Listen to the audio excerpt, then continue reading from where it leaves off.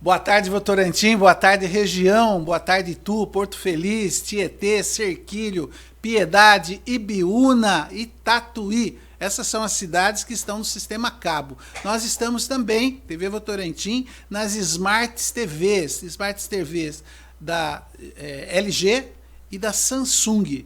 Então, é só procurar lá os canais que já vêm nesses aparelhos de televisão e você vai encontrar a Soul TV. Você entrou na Soul TV, você acha a TV Votorantim, é um dos primeiros canais ali da Soul TV. Isso dá oportunidade de acompanhar a TV Votorantim em qualquer parte do Brasil e do mundo. É isso aí, TV Votorantim acompanhando a tecnologia, TV Votorantim acompanhando a modernidade, né? Nós que começamos aqui há 12 anos atrás, de uma maneira simples, de uma maneira pequena, né? De alcance, hoje a gente já está rompendo aí os limites da nossa cidade, da nossa região e até mesmo do nosso país. Abraço a todos vocês, nosso muito obrigado de você estar nos acompanhando aqui nessa tarde de sábado. Esse programa é o Votorantim Verdade e ele é reprisado durante a semana, tá? Então eu vou te dar aí um bom dia, um boa tarde e um boa noite, porque esse programa vai entrar aí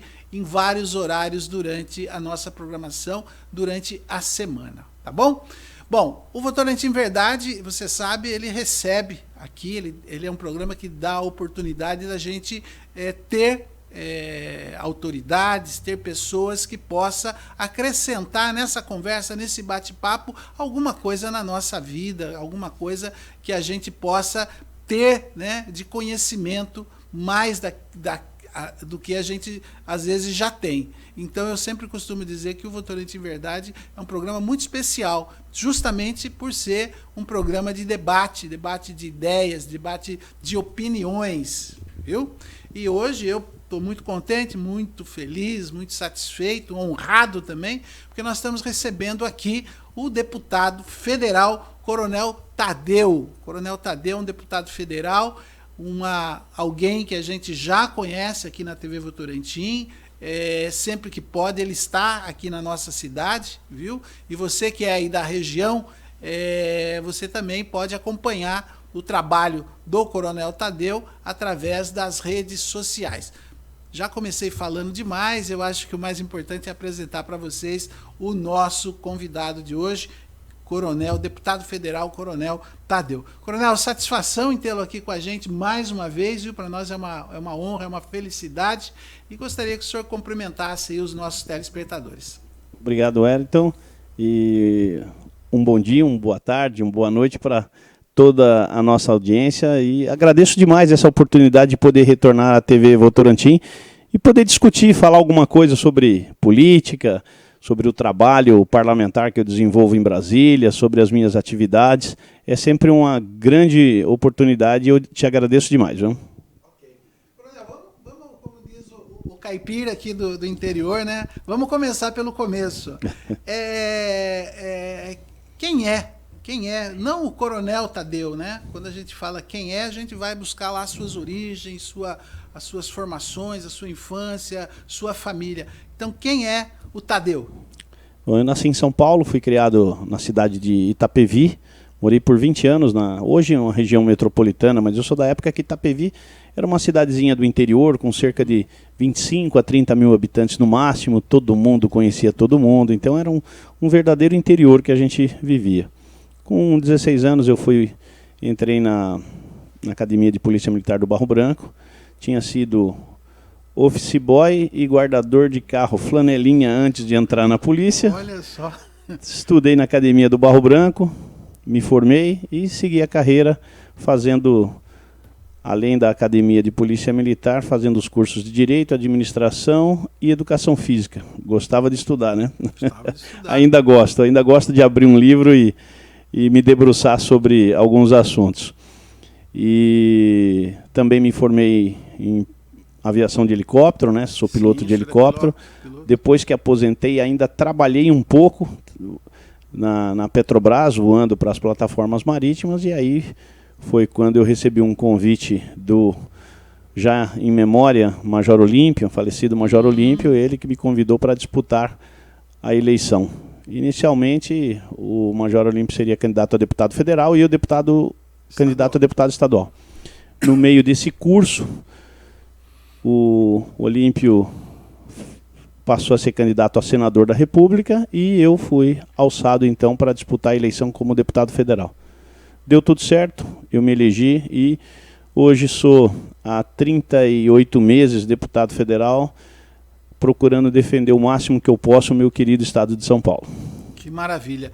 E essa experiência, essa convivência, né, no parlamento brasileiro, o senhor, porque quem é apenas um observador tem uma visão, tem um olhar, né? E a gente tem a certeza de quem está ali, né, principalmente com um objetivo, com uma missão, tem um outro olhar. Qual é a análise que o senhor faz no geral do parlamento? Olha, Wellington, a política é uma nuvem no céu. A cada 5 minutos ela está diferente. Sim. E se a gente for olhar nas últimas 48 horas, podemos dizer que muita coisa mudou de 2 dias atrás para cá. E é assim mesmo. Política, você quer conhecer de política, você tem que acompanhar todos os dias. Fazer um resumo aí pelos principais portais e saber exatamente o que está acontecendo, porque é muita mudança a todo tempo. Mas hoje nós estamos a cerca de 182 dias, aliás, exatos 182 dias da próxima eleição, uma eleição muito importante para o país, para o nosso querido Brasil. E como você sabe, e possivelmente a nossa audiência também sabe, eu sou um deputado bolsonarista, sou um deputado que apoia o presidente Bolsonaro, apoio as suas pautas e reputo de extrema importância que todo o povo brasileiro acompanhe os noticiários para não cair em mentiras ou mesmo narrativas. As narrativas são aqueles discursos distorcidos de uma realidade. Então, você, ao longo desses 39 meses que o presidente Bolsonaro é o nosso presidente do Brasil, ele não parou 1 minuto de ser achincalhado, apunhalado e ser acusado de coisas que ele não fez. Ou de coisas que ele deveria fazer e acabou se omitindo. Então, é uma verdadeira avalanche de pancadas, bombardeios que ele leva por ele ser contra um sistema que existia antigamente. O sistema do toma lá da cá, da troca de cargos, troca disso, troca daquilo. Era um sistema corrupto, um sistema político corrupto, e isso, no governo dele, parou. Nós estamos aí há 39 meses sem nenhum caso de corrupção, e por isso ele toma muita pancada mesmo. Eu defendo ele a todo tempo, e prego aqui a manutenção. E prego aqui exatamente a manutenção. Essa é a foto da minha filiação, há 3 semanas atrás, junto com o presidente lá em Brasília, na sede do PL. E prego aqui a manutenção do presidente Bolsonaro pelo número de coisas boas que ele vem fazendo para o nosso país. E não tem como eu admitir que outro candidato, sabendo das vinculações políticas desses outros candidatos, assumir a presidência do Brasil nesse momento. Defendo a manutenção dele por mais 4 anos. Nós vamos ter aí um período de campanha muito combativo, nós vamos ter muitas disputas até o dia da eleição, que é em 2 de outubro, e a única coisa que eu peço para o povo brasileiro é acompanhar, se informar e não votar por votar, ou mesmo deixar de votar. Nós precisamos que o brasileiro vá às urnas, que essa abstenção da eleição ela diminua, ela chegou a 30% na última eleição em 2020, isso é muito alto. Da Covid também, né? Tem a questão da pandemia, mas é muito alto. O brasileiro ele tem que se esforçar para participar mais, porque o Brasil que a gente quer depende de nós mesmos, não depende dos políticos. Depende da nossa decisão na urna para colocar um político que vai fazer aquilo que você deseja. Só que para você escolher essa pessoa, não é pegando um papelzinho no chão no dia da eleição, não é perguntando quem está na frente na pesquisa eleitoral, é avaliando um a um, sendo responsável com essa análise e votar numa pessoa que realmente lhe deu confiança para que você possa ir lá na urna e digitar o número dele. Então, Isso é o papel que o brasileiro tem que fazer. Essa é a cidadania, esse é o patriotismo, né? Você tem no voto um momento de civismo, onde você exerce o seu direito de voto, mas também você tem um momento de paixão pelo seu país, porque você está escolhendo uma pessoa, e não é só um presidente. São vários votos que você vai depositar, são 5 votos. Você tem que escolher o seu presidente, o seu governador, o seu senador, o seu deputado federal e o seu deputado estadual, todos eles alinhados, com ideias que estão alinhadas com aquilo que você pensa. Esse é o mais importante. Muito bem. Deputado, até para o senhor fazer a defesa maior ainda do presidente Jair Bolsonaro, a personalidade dele, a forma dele tratar alguns segmentos, imprensa deve-se de um comportamento de defesa, ou essa é a personalidade dele mesmo? Sendo essa a personalidade dele mesmo, isso não depõe contra ele em relação a ter uma simpatia, conquistar uma simpatia maior da população em geral, né? Porque o que a gente percebe, o Jair Bolsonaro tem muitas boas intenções, mas muitas das vezes, quando tem a oportunidade de se expor,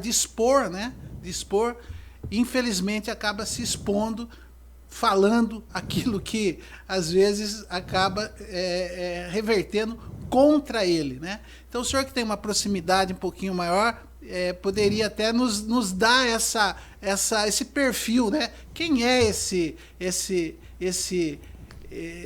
o Jair Messias, quem né? é esse Jair Bolsonaro, que está sempre na defesa, está sempre com uma pedra na mão, né? Dificilmente você vê um gesto de gentileza, um gesto de carinho, né? Enfim.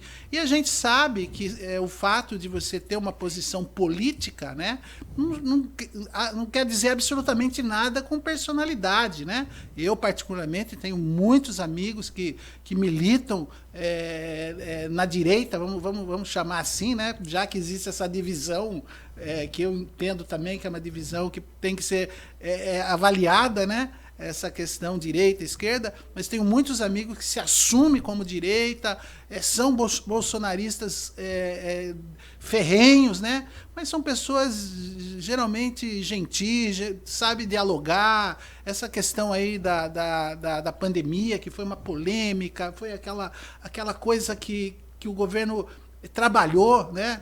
Mandou vacina para o Brasil inteiro, mas a forma com que a coisa era colocada, as brincadeiras, enfim. Então, quem sabe aqui é a oportunidade da gente até mudar um pouquinho essa visão que a gente tem do presidente da República. Wellington, o presidente, eu vou falar sobre o presidente de 4 ângulos. Primeiro, é uma pessoa humilde. Ele é exatamente uma pessoa simples, do povo, é de origem humilde. Sim. Respeita muito a sua origem. Ele nunca abandonou de onde ele veio e onde ele chegou. Segundo, ele é trabalhador. É um homem que trabalha de domingo a domingo. Ele é extremamente dedicado a essa função que ele está exercendo hoje de presidente. Não foge da raia em nenhum momento. Então ele é uma pessoa trabalhadora, muito dedicada. Terceiro, ele é autêntico. É aquilo mesmo. Ele não esconde, ele não se maqueia como outros políticos, que mostram uma coisa na televisão, uma carinha bonita, uma carinha simpática, quando por trás verdadeiros demônios. Exatamente. Né? É o verdadeiro cão, né? Como a gente pode falar. Ele não, ele é autêntico mesmo, Ayrton. Ele é uma pessoa que ele não se esconde. O que ele fala é aquele jeitão dele mesmo. E, por último, que a melhor qualidade, ele é uma pessoa honesta. É um sujeito que está comandando uma nação. E ele, como todo mundo sabe, e quem não sabe, ele foi deputado federal por 28 anos. É um longo tempo dentro da Câmara dos Deputados e viu muita coisa errada.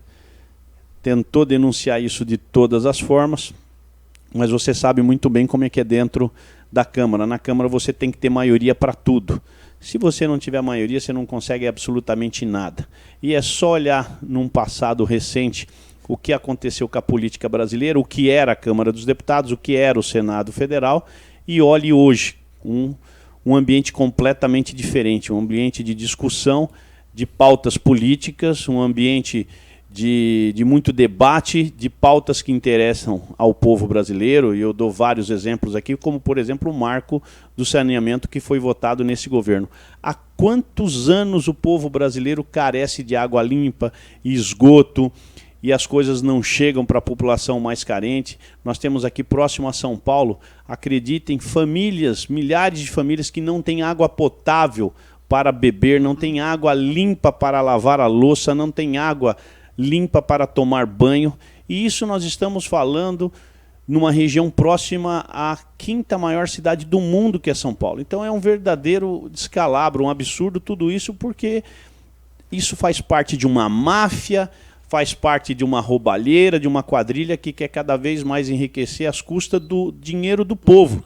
Porque não existe dinheiro público, existe um negócio chamado imposto, que é, na verdade, o dinheiro do povo, que é pago através de todas as atividades comerciais que a gente executa. Então o presidente Bolsonaro é uma pessoa honesta, é uma pessoa que trabalha pregando exatamente isso, é tratar o dinheiro do povo com absoluto respeito. E se eu te falar em números aqui, Wellington, é um negócio completamente absurdo. Eu vou citar um exemplo. Uma determinada empresa estatal, ali o Porto de Santos, dava 500 milhões de reais de prejuízo até 2018, até quando estava na mão de outros partidos, dentre eles o PT.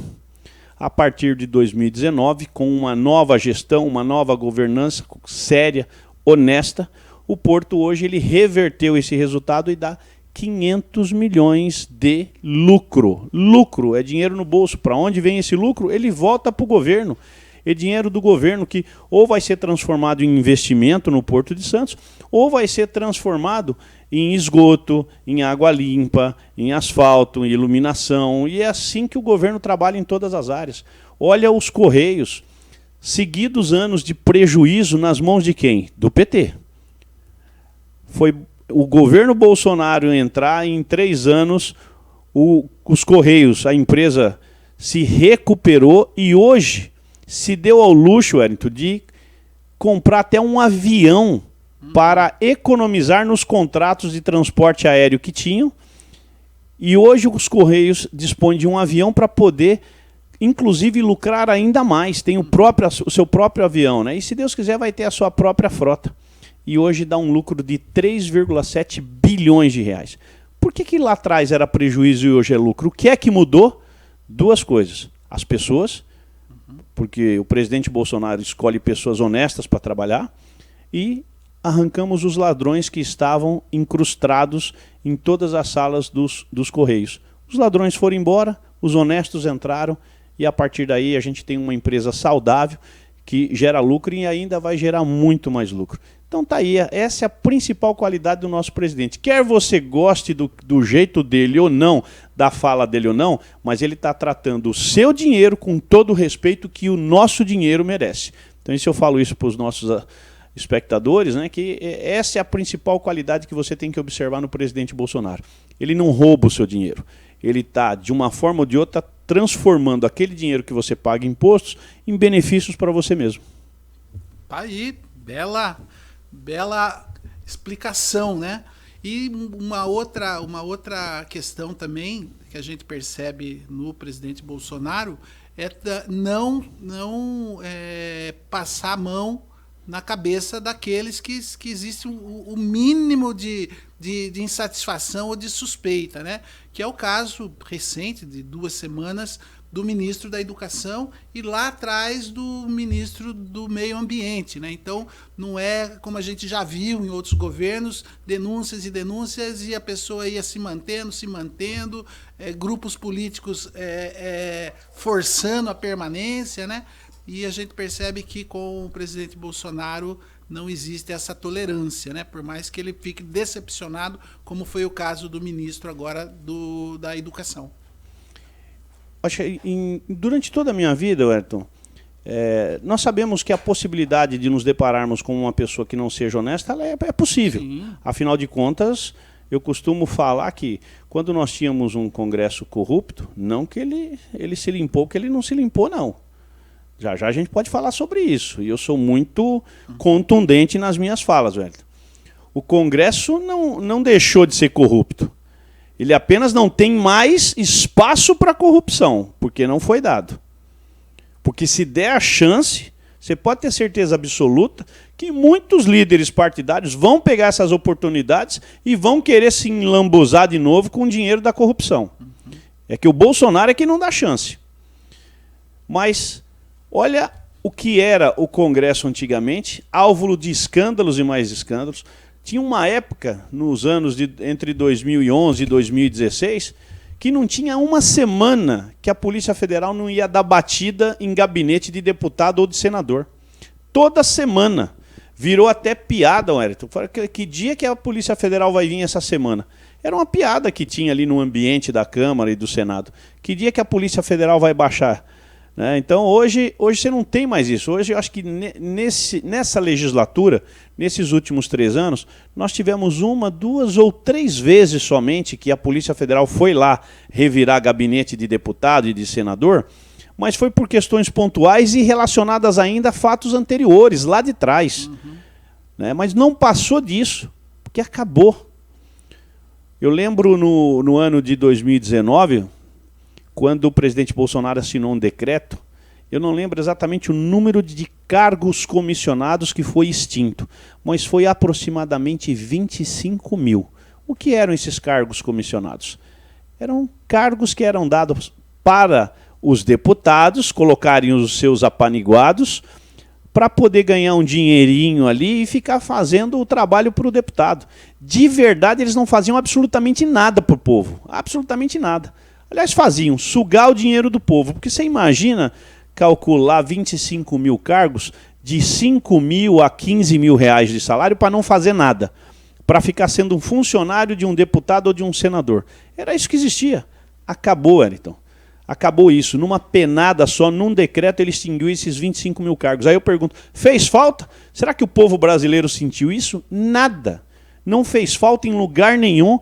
E simplesmente o governo economizou uma dinheirama que, graças a Deus, sobrou para que a gente comprasse vacina, para que a gente pudesse mandar dinheiro para os municípios e para os estados, naqueles 20 bilhões que nós destinamos para socorrer num momento crucial, no momento agudo da saúde pública, que nós tínhamos aí uma pandemia em curso, e essa pandemia ela afetou o mundo inteiro e o Brasil não foi diferente, ele foi afetado também.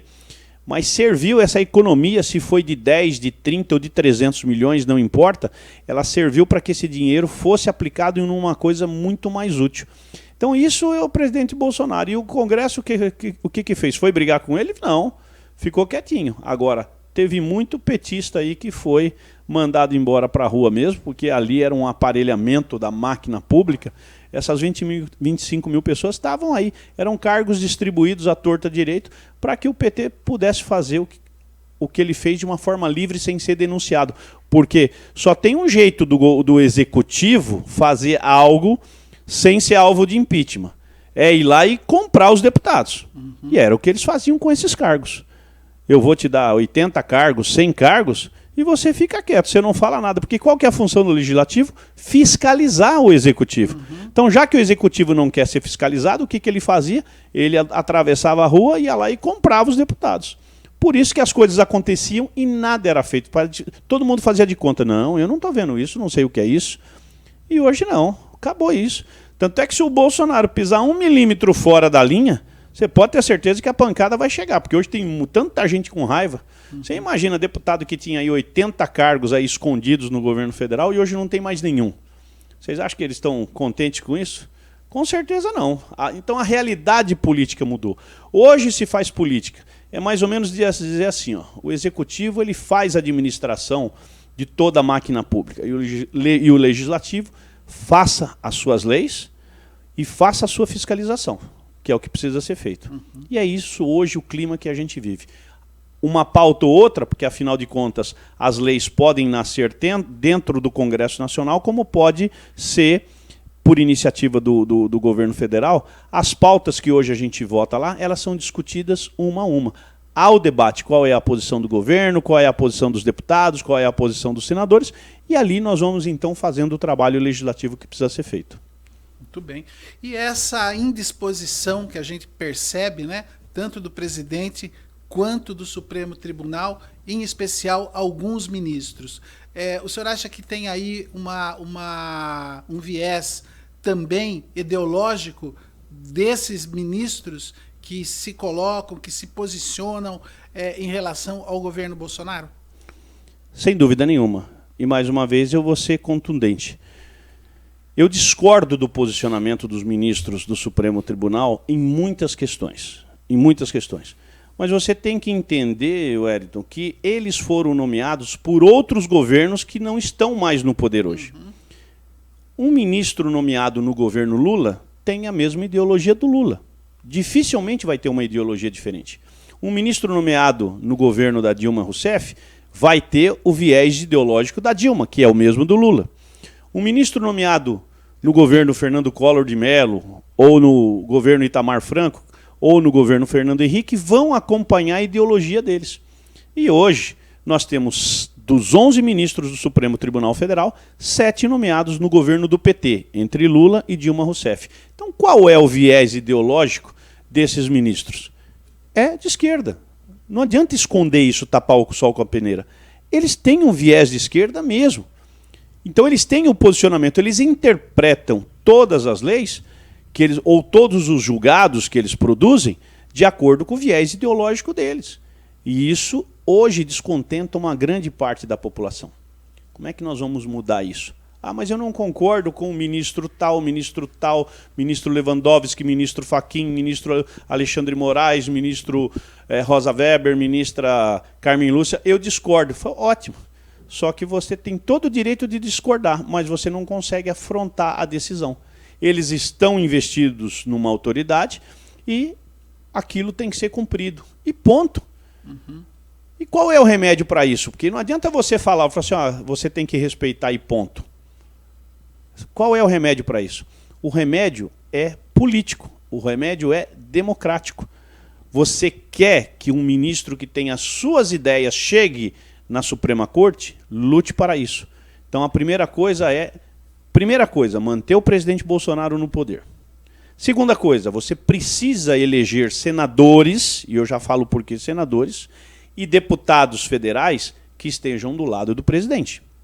Que é eles que vão entrevistar depois Wellington, uma coisa que a população não entende e acha que é o presidente Bolsonaro que coloca os ministros no Supremo. Não, gente, não é. O presidente Bolsonaro, ele por lei, ele apenas indica. Quem coloca o ministro na cadeira, lá dentro do Superior Tribunal Federal, STF, são os senadores. Esse sim. Então, se você tem um presidente de direita, que é o Bolsonaro, mas tem um Senado de esquerda, eles simplesmente vão falar, esse não vai passar. Ou vai passar à base de muita disputa política, que é o que aconteceu com o último ministro, o André Mendonça, que teve lá sua sabatina protelada por semanas. Várias semanas, porque eles não queriam o André Mendonça, teoricamente, como diziam, terrivelmente evangélico. Então, o trabalho do presidente é tentar escolher um nome que seja palatável dentro do Senado Federal, porque quem vai sabatinar dentro da Comissão de Constituição e Justiça e depois em plenário serão os senadores. Então, adianta você ter um senador de esquerda com um presidente de direita? Não. O povo precisa prestar muita atenção na próxima eleição para senador. Tem que votar. Se você é bolsonarista, vote num senador que esteja com o presidente Bolsonaro. Isso é importante, porque senão você vai deixar o presidente Bolsonaro sendo eleito, e vai ser eleito, em maus lençóis com o Senado Federal. Então tudo isso tem que acompanhar. E mais uma informação que pouca gente sabe, quando é que isso vai mudar de fato? Olha, o presidente Bolsonaro conseguiu trocar 2 ministros. no primeiro mandato. Estão lá empossados Cássio Nunes e André Mendonça. No próximo mandato dele serão mais 2 vagas, eu não me recordo nesse momento quem são os nomes, mas um eu acredito que seja o ministro Lewandowski, e aí eu não sei se é a Rosa Weber ou se é a Carmen Lúcia, provavelmente a Rosa Weber. Serão mais 2, teremos 4. Aí acabou a era Bolsonaro, a era Jair Messias Bolsonaro. Serão 8 anos de mandato. Para os próximos anos, que seria 2027, 2028, 2029 e 2030, esse presidente que tomará posse no dia 1º de janeiro de 2027, o sucessor do Bolsonaro, terá mais 3 vagas no Supremo Tribunal Federal. É muito importante que o sucessor do presidente Bolsonaro seja um homem ligado a ele, ligado a nossas ideias. E aí sim nós teremos 3 com mais 4, 7. Então olha só, a direita, vamos ser claro mesmo, a direita ela só vai ter maioria no Supremo Tribunal Federal em 2030. Só em 2030. Aí aqueles ministros que foram indicados nos governos de esquerda serão minoria. Muito bem. Alexandre de Moraes, só para tirar uma dúvida, ele foi indicado pela Dilma ou pelo Michel Temer? Foi pelo Michel Temer, ele era secretário de Segurança aqui em São Paulo, ele foi secretário municipal numa gestão que eu não lembro qual, depois assumiu como secretário de Segurança Pública em São Paulo e de secretário de Segurança Pública foi nomeado ministro da Justiça no governo Michel Temer. Quando surgiu a vaga, o Michel Temer o indicou para assumir. É o terceiro ministro mais novo hoje da Suprema Corte. A carreira dele é muito mais política do que propriamente dita jurídica, né? Ele foi formado em Direito, prestou concurso para o Ministério Público de São Paulo, foi promotor de Justiça, não me recordo se chegou a procurador, acredito que não tenha dado tempo, então ele não chegou a procurador, e a partir daí passou a ocupar cargos políticos. E não tenho certeza se ele exerceu também a advocacia, sinceramente não me recordo. Mas o que eu lembro é que em 2017 ou 17 ele assumiu como secretário de Segurança Pública, logo em seguida como ministro e ministro da Justiça e depois como ministro do Supremo Tribunal Federal. Muito bem.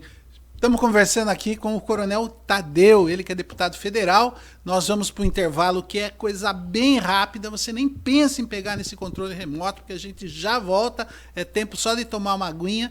E no próximo bloco, nós vamos falar de política aqui do estado de São Paulo. Vamos falar dos candidatos à presidência da República, vamos falar do governo de São Paulo e também da campanha de pré-candidato a deputado federal, né, da reeleição do Coronel Tadeu. Então não saia daí, é bem rapidinho, a gente já volta.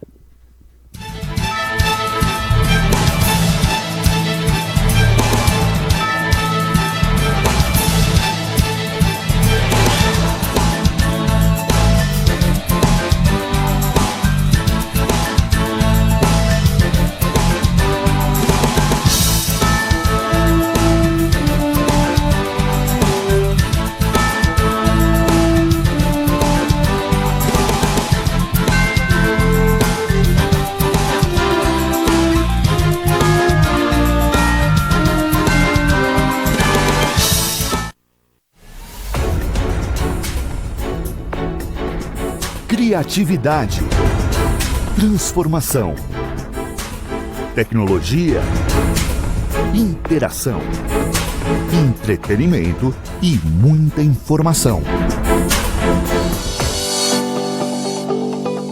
Inédito no Brasil, com um investimento arrojado no mundo streaming e digital, a Soul TV faz história.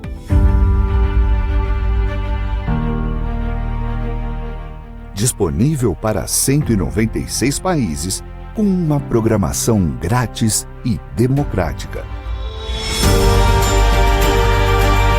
Você pode acessar o conteúdo em qualquer lugar.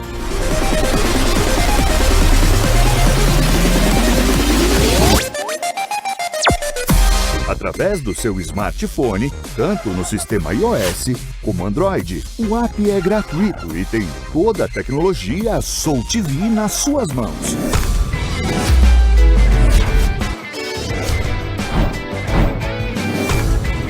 Nossa interatividade e inovação também está disponível no conforto de sua casa, nos televisores Samsung e LG. Nos mais diversos canais, você navega, interage com o conteúdo, faz suas compras com segurança e tranquilidade. Tudo isso e muito mais. Na Sul TV, a sua TV interativa.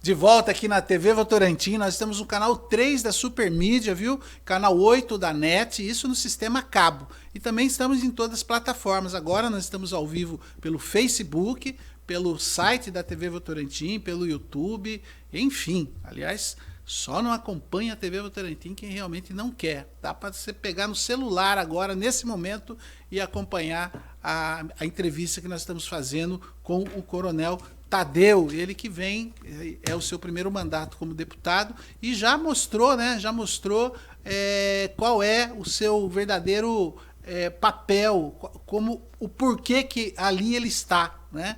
Então isso para a gente que faz uma avaliação tanto daqueles que estão como daqueles que vão estar é de extrema importância, né? Saber qual é o projeto desse político e o porquê que ele buscou estar ali, né?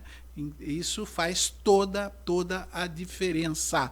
Coronel, nós estamos no auge, aí, como o senhor falou, 182 dias para a eleição desse ano, de outubro, né?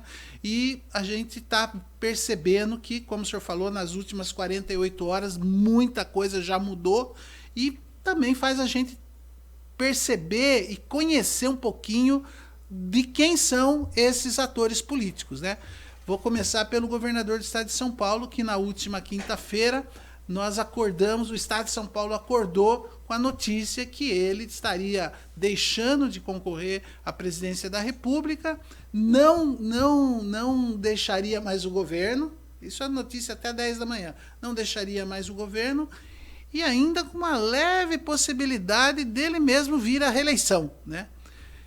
Claro que no final da tarde tudo isso mudou e esse borbulhão político a gente percebeu que foi um recado para o próprio partido dele, que a nível nacional, né, tem demonstrado aí que não tem muito amor pelo governador João Dória. Esse tipo de situação, né, que é uma daquelas coisas que o senhor falou aí que aconteceu nas últimas 48 horas, é uma das certezas de como que a política se comporta. E como que o senhor viu esse jogo aí, essa cartada, que eu nem sei se essa cartada funcionou ou não funcionou, que, para falar bem a verdade, eu nem entendi direito qual foi a intenção dele com essa atitude. Olha, O governador de São Paulo foi reprovado como político. Ele pode ser um belo de um marqueteiro. De repente alguém pode querer julgá-lo como um bom empresário, porque para mim empresário é alguém que planta, produz, vende ou presta um serviço. Eu não vejo ele fazer absolutamente nada disso. Para mim ele é um lobista de negócios. E o que aconteceu com ele foi em algumas oportunidades durante a vida, eu já vi alguns políticos padecerem traição. Traição. A política adora a traição, mas não perdoa o traidor. Então Dória está pagando exatamente pelo que ele fez. Ele enganou Geraldo Alckmin, enganou o povo de São Paulo, não o Bolsonaro, porque ele usou o Bolsodória por conta dele. Não que ele tivesse autorização do Bolsonaro, que nunca teve. Então ele enganou o povo de São Paulo e quase queria enganar o Rodrigo Garcia, que é o vice-governador, porque tinha prometido para ele que o Rodrigo seria governador e num determinado momento ele pulou para trás. Mas se a gente voltar um pouco no passado, ele ganhou as prévias do PSDB de uma forma muito dividida. A diferença foi muito pequena entre ele e o governador do Rio Grande do Sul, Eduardo Leite. Foi muito pequena. Alguns dizem até que ele, para conseguir alguns votos, para mais, ele andou prometendo alguma coisa ou outra e não sei se cumpriu ou não. Mas foi ali, não foi algo assim tão lícito ou, digamos assim, tão republicano quanto poderia parecer. O fato é que dentro do próprio PSDB ele tem uma rejeição altíssima. Como é que um sujeito que não tem voto nem dentro da casa dele, que ele no mínimo ele deveria ter 100% dos votos dentro da casa dele, como é que ele quer se lançar candidato a presidente? Fica difícil. E daí pular para fora de casa, pular o muro, ir para a rua e pedir voto, aí ficou muito mais. Fora isso, Wellington, eu faço uma retrospectiva dos 38, 39 meses que o Dória ficou à frente do governo do Estado de São Paulo, governando de dentro do Palácio dos Bandeirantes. Porque muito poucas vezes eu vi esse homem na rua. Realizou quase nada. Cumpriu a obrigação? Sim, em alguns pontos. Mas com o funcionalismo, por exemplo, ele não cumpriu a obrigação. Com os policiais e os policiais militares também ele não cumpriu a obrigação. Prometeu e não cumpriu. Malemar concedeu agora recentemente 10% de aumento para uma parte do funcionalismo público e para os policiais que estão com salários muito defasados, concedeu 20%, mas isso não chega nem perto do que os policiais merecem e do que ele prometeu para os policiais em 2018. Das Santas Casas, ele conseguiu tirar 12% dos recursos numa época de pandemia. Eu nunca vi isso. O governo federal, o governo Bolsonaro, colocando dinheiro e mais dinheiro para as prefeituras, para os hospitais, aumentando leitos, leitos normais, leitos de UTI Covid. E o governador João Dória retira 12% dos recursos das Santas Casas. Isso, politicamente, é muito ruim, é péssimo. E, na prática, isso tem resultados perversos. E o que eu posso falar, então, dos hospitais de campanha que custaram milhões de reais e não se prestaram a fazer o que deveria ter sido feito? Foram subutilizados, foi dinheiro jogado no lixo. Então, onde é que estão as coisas boas do governo Dória, desse governo que ele, agora, graças a Deus, acabou, mas desses últimos 36 meses eu não consigo ver. Ah, tem um programa pró-vicinais. Se você andar pelo interior do estado, Wellington, você vai ver vicinal novinha, com asfalto bom, sendo recapeado só para gastar o dinheiro. Isso está em todos os lugares. Onde precisa, tudo bem, nós vamos lá e retiramos o asfalto velho, colocamos o asfalto novo, mas onde não precisa é jogar dinheiro no lixo, é isso que nós vemos, só para dizer que está fazendo alguma coisa em ano de eleição. Em ano de eleição vale tudo. Ele está despejando aí de 20 a 30 bilhões de reais para tudo quanto é lado, só para se mostrar bonito na foto e nas redes sociais para a população brasileira. O resultado disso, dele não ter sido transparente, leal e honesto durante esses 3 anos, é o número de aprovação que ele tem nas pesquisas eleitorais. Hoje ele perde para a margem de erro. Já chegou até a ser melhor, já chegou a ser 3%, 4%. Hoje a margem de erro é 2% e ele tem 1%. Então, possivelmente, ele não tem absolutamente nada. Então, está pagando um preço muito alto, realmente, merecido não pelo que fez, pelo que não fez para a população de São Paulo. Muito bem. E o Tarcísio de Freitas, né, que é o candidato aí da ala, vamos chamar de direita, né, é o pré-candidato a deputado estadual, né? Pré-candidato a governador. A governador. Obrigado por me corrigir. Lendo aí algumas informações, buscando algumas informações, o nome do senhor aparece ali como uma possibilidade também de estar muito próximo do Tarcísio. Isso se confirma? Sim, se confirma, né? Existe uma especulação muito grande de vários candidatos a vice-governador. O meu nome aparece, eu fico muito feliz, acredito eu que seja um reconhecimento pela interação que eu tenho no interior do estado de São Paulo. Eu posso falar para você, Wellington, que sem medo de ser feliz, viu?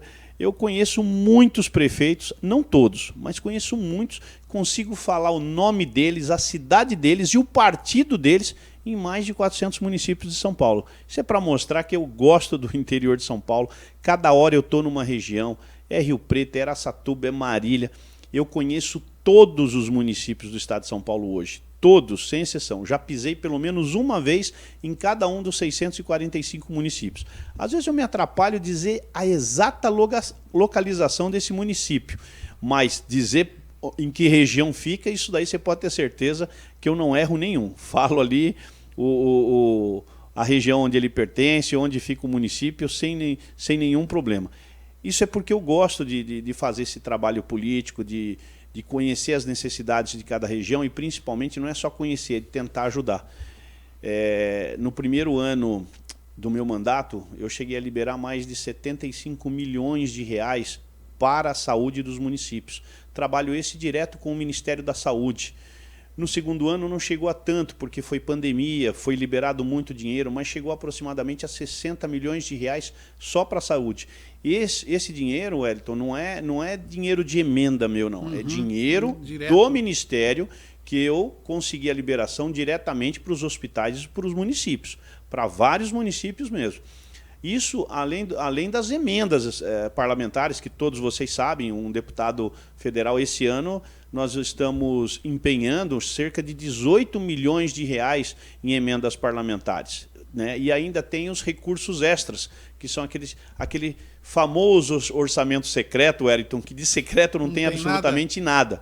Se você tiver a oportunidade de indicar, e eu falo aqui claramente, eu estou numa luta muito grande para indicar 5 milhões de reais, 1 milhão para o Hospital Esperança de Presidente Prudente, que é um hospital oncológico novo, que foi credenciado recentemente, 1 milhão de reais para a Santa Casa de Marília, 1 milhão de reais para a Santa Casa de Pompeia, 1 milhão de reais para a Santa Casa de Ituverava e 1 milhão de reais para a Santa Casa de São João da Boa Vista. Eu estou numa luta para liberar esse dinheiro para essas, porque eu visitei essas santas casas, elas precisam, e se eu puder ajudar, com certeza logo, logo esse dinheiro chega nesses lugares. Então, não existe orçamento secreto, ele é absolutamente aberto.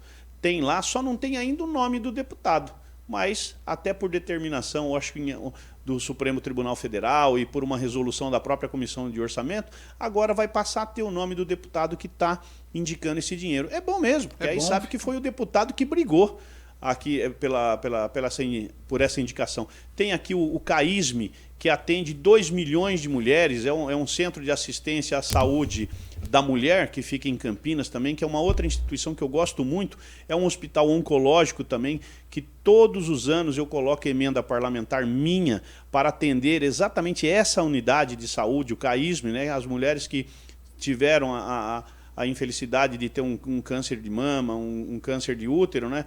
Muitas delas, com certeza, foram se tratar no CAISME, e é lá uma das entidades onde eu coloco a emenda parlamentar. Então, é esse o trabalho, né, que a gente faz como parlamentar, de trazer esses recursos para o estado de São Paulo todo. E olha, todas as regiões do estado de São Paulo, Wellington, todas elas receberam emendas parlamentares minhas. Eu tive que esticar esse cobertor o máximo que eu pude para poder atender esse leque de municípios, aproximadamente uns 300 já foram atendidos, para a gente poder mostrar que a gente está lá para fazer o bem para quem está aqui em São Paulo. Bacana, viu? E para a gente assim que acompanha a situação da saúde nos municípios, deputado, não só aqui na nossa cidade, na nossa Votorantim, mas em toda a região. Nós estamos aqui na região metropolitana de Sorocaba, nós temos a Santa Casa de Sorocaba, e a gente sabe, a gente acompanha a dificuldade e a luta. Então, quando a gente vê um parlamentar, um agente político se dedicando, né, de uma forma muito mais pontual, a gente fica muito, muito feliz e acreditando que realmente a gente não pode perder a esperança com a política, né? Porque existe aí um pessimismo total em relação à política, mas é impossível a gente ter uma sociedade, viver numa sociedade onde agentes políticos do bem, agentes políticos que têm esse sentimento de levar o seu trabalho para facilitar um pouquinho mais a vida da população, né? Isso nos anima bastante, o senhor pode ter certeza. Então, todas essas Santa Casas que o senhor citou aí são milhares e milhares e milhares de pessoas atingidas diretamente, não é nem indiretamente, é diretamente. Então, são parlamentares, são políticos como o senhor, que eu sempre peço assim, que as forças divinas, que Deus abençoe bastante, dê muita saúde para prosseguir com esse trabalho. Sabe? Prosseguir com esse trabalho.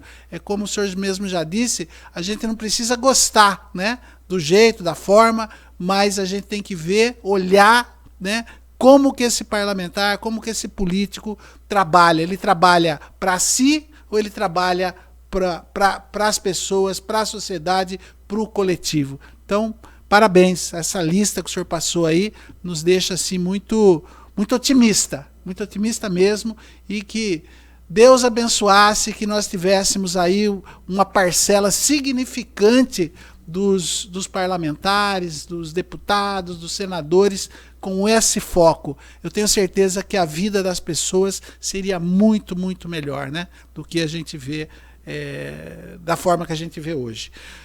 Deputado, antes da gente terminar, queria fazer uma análise com o senhor de mais um fato das últimas 48 horas, que aliás, eu acho que foi uma das falhas, um dos erros do presidente Jair Bolsonaro. O senhor me perdoe, o senhor que é um defensor aí, mas levar para ser ministro de uma pasta tão importante o seu Sérgio Moro, na minha modesta opinião, e quem está sendo entrevistado aqui é o senhor que tem que fazer a análise.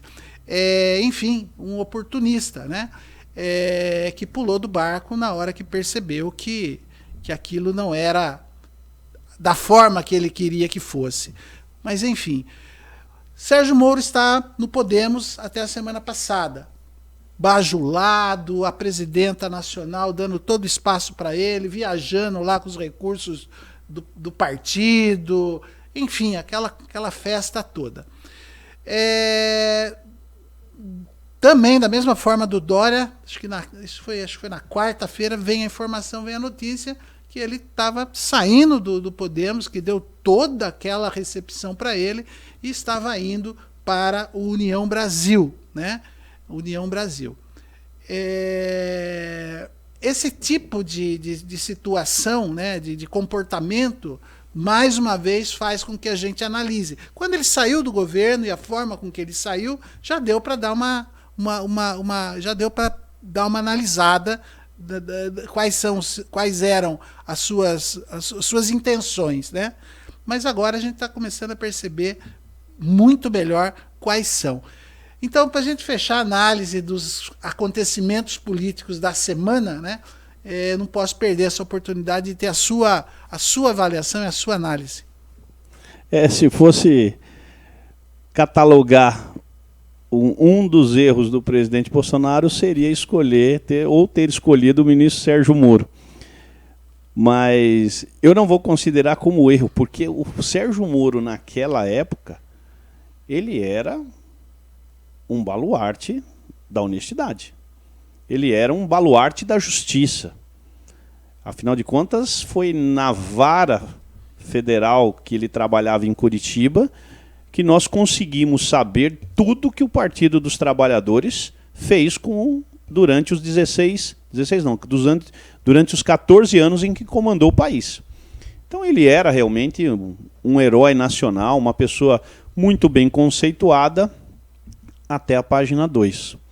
Bastou acho que foram 15 meses ou 16 meses como ministro, e aí então ele se postou de uma forma completamente diferente do que nós imaginávamos e passou então a acusar o presidente Bolsonaro de coisas que ele não fez. Uma delas era dizer que o presidente Bolsonaro estava interferindo na Polícia Federal. Depois foi comprovado, inclusive foi a semana passada, foi comprovado que nada disso aconteceu.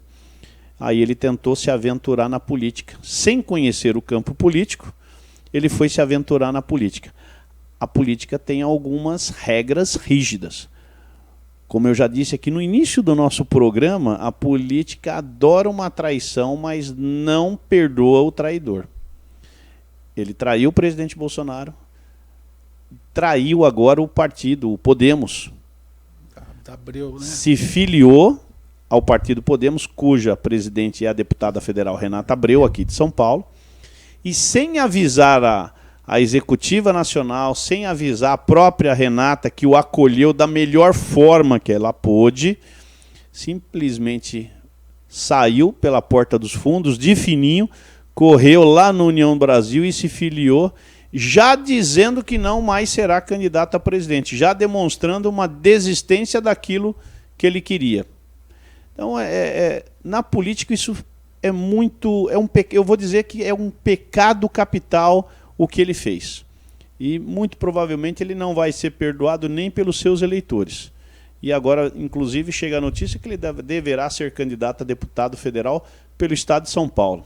Será mesmo? Pela União Brasil? Vamos ver o que é que vai acontecer. Mas ele, infelizmente, ele se demonstrou ser um mau político mesmo. Muito bem. Deputado, estamos chegando ao final aqui. Eu gostaria que o senhor fazer uma pergunta assim, bem objetiva. O senhor está já na sua pré-campanha, né? A gente tem que chamar assim, pré-campanha para a reeleição a deputado federal. O que é que te estimula, o que é que te dá força para você estar dentro de tudo que nós comentamos aqui? São muitas coisas positivas, mas muitas coisas negativas mesmo da política, né? Traição, falta de compromisso, enfim. E mesmo assim, o senhor está aí se colocando o seu nome mais uma vez para representar aqui o estado de São Paulo. O que é que lhe estimula? Olha, Wellington, se eu não fosse deputado federal hoje, muito provavelmente eu estaria fazendo outras coisas bem diferentes da política. Eu poderia estar voando um helicóptero lá no Rio de Janeiro, como eu estava em 2016, em 2017. Eu poderia estar jogando bola com os amigos, coisa que eu costumava fazer às sextas-feiras.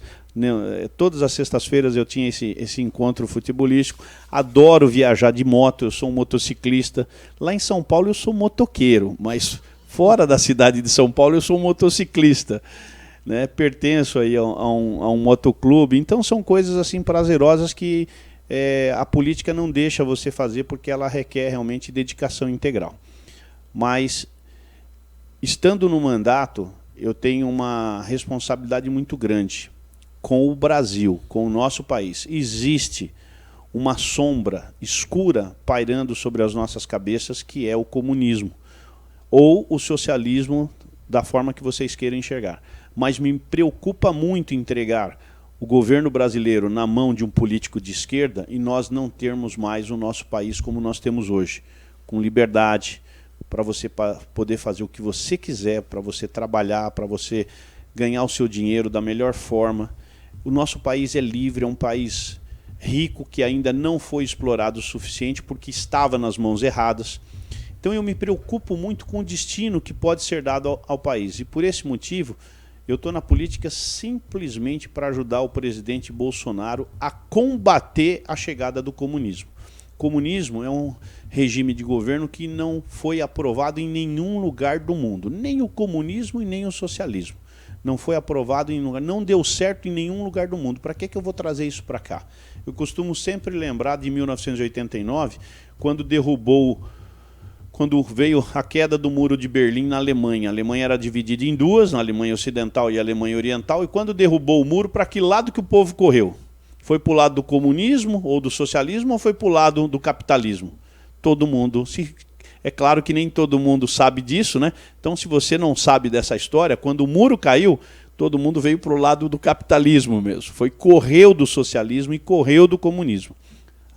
É só buscar no Google e você vai perceber isso. Então, eu não quero isso para o meu país. Eu não quero que o Brasil seja um país similar a Cuba, ou similar a Venezuela, ou similar à Coreia do Norte, ou similar a outros 46 países que têm uma ditadura. Não é isso que eu quero.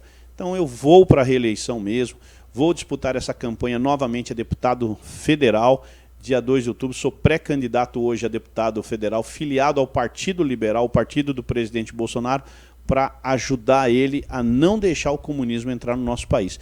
E é claro, a gente tem muita coisa boa para fazer no Brasil, muita lei para ser aprovada que trará muitos benefícios para o povo brasileiro.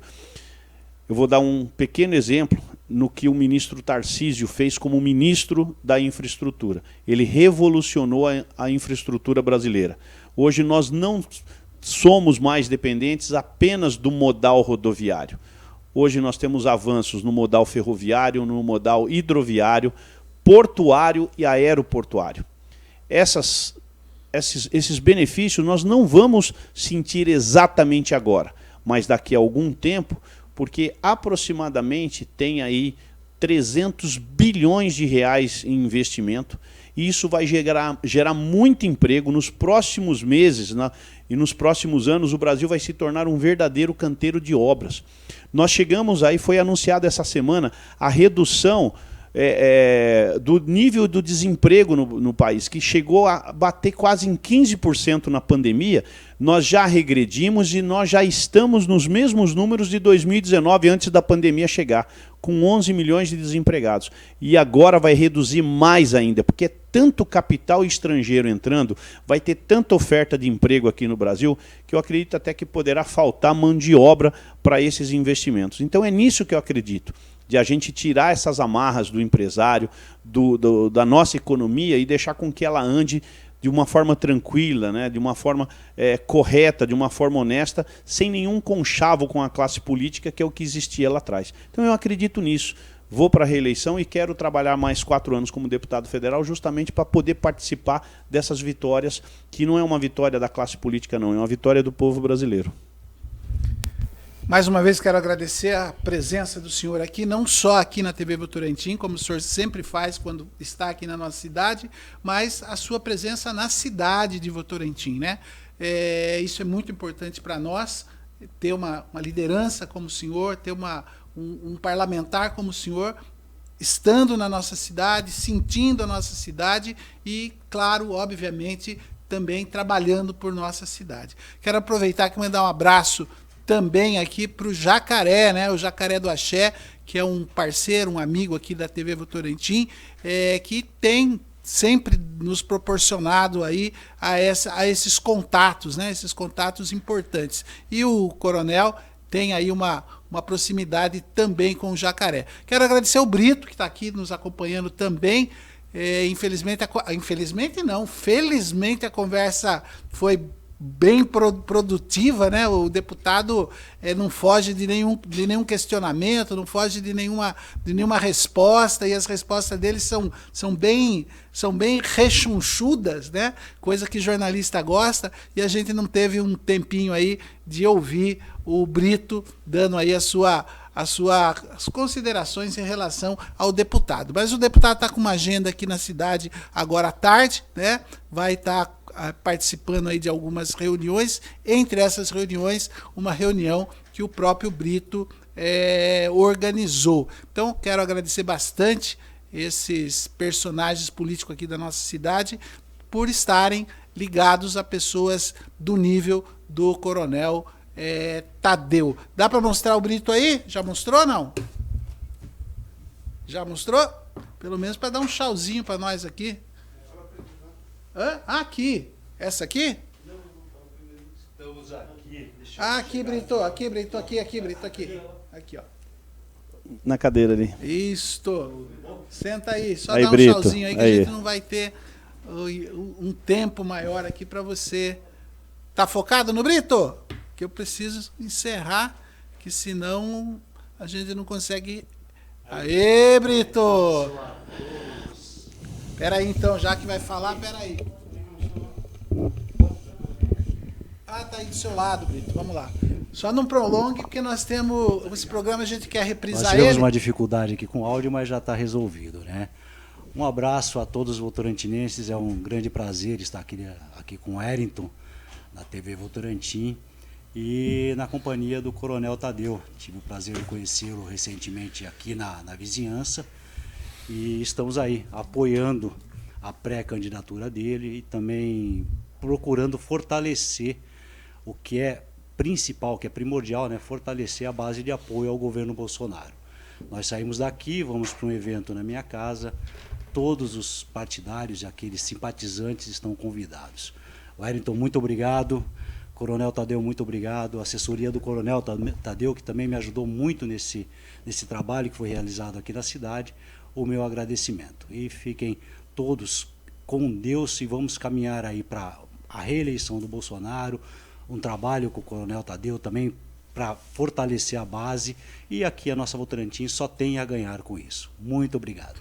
Obrigado você, Brito. Vou pedir agora para o Coronel fazer aí as considerações finais, dar aí a despedida para os nossos telespectadores. Obrigado, então, Wellington, mais uma vez. Obrigado à TV Votorantim. Só um minutinho, Coronel. Você acerta aqui, filha? Só um minutinho aqui que nós temos 3 câmeras no estúdio e cada uma estava voltada no lugar. Isso, eu que agradeço demais essa oportunidade de estar aqui novamente. Um abraço para todos os votorantinenses. E é sempre uma alegria estar aqui na região, né? Eu tenho muitos amigos, né? Tenho muitos eleitores também. E viajar, como eu falei, viajar para o interior é uma alegria muito grande. Fico demais agradecido, acreditando que eu sempre tenho as portas abertas aqui na TV Votorantim para poder discutir esses assuntos de política. Obrigado. Eu que agradeço mais uma vez, e é você que está aí nos acompanhando, nos acompanhou até agora. Nosso muitíssimo obrigado. Entre nas redes sociais do deputado Coronel Tadeu, e ali você vai ter muito mais informações, você vai conseguir acompanhar aí todo o trabalho desenvolvido por ele e também acompanhar aí essa pré-campanha que está só iniciando, viu? Facebook, Instagram, você vai ter essa oportunidade de saber um pouquinho mais sobre o Coronel Tadeu. Gente, mais uma vez, muitíssimo obrigado. Fiquem todos com Deus e a gente volta aqui na programação da TV Votorantim, sempre a qualquer momento, né, que for necessário. Forte abraço a todos, até a próxima.